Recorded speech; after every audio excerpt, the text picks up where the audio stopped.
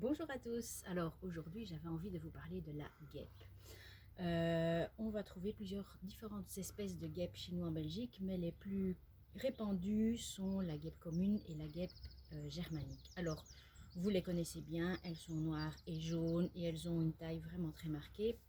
Alors pourquoi est-ce que je vous ai emmené ici à cet endroit-ci? C'est que à côté de nous, sous une planche, il y a un petit nid de guêpe qui est en train de se construire.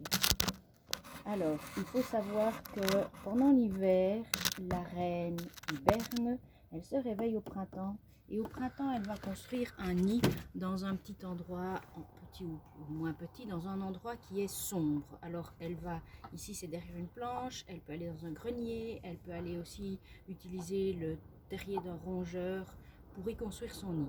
Alors le nid, elle le construit avec de la fibre mâchée.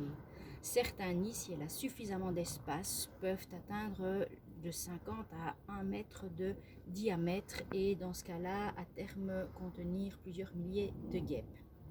Alors, donc notre reine, elle se réveille au printemps, elle va construire un nid, elle y pond des œufs, elle s'occupe de ses larves, alors elle va donner à ses larves à manger principalement des insectes, des mouches et des moustiques, et donc de ce fait, elle va contribuer à limiter la propagation des mouches et des moustiques, donc quelque part, elle a une utilité.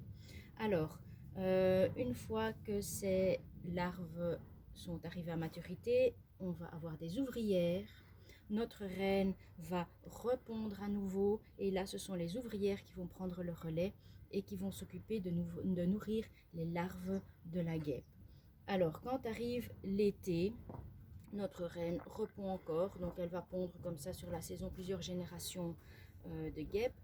Quand on arrive en été, là avec les ouvrières vont apparaître des mâles et des femelles et ces mâles et ces femelles vont alors pouvoir s'accoupler pour que des reines puissent à nouveau passer l'hiver en hibernant et se réveiller au printemps suivant pour reconstruire de nouvelles colonies parce qu'il faut savoir que les ouvrières, elles vont disparaître au début de l'hiver. Voilà, on se retrouve bientôt pour une nouvelle petite capsule et d'ici là, portez-vous bien.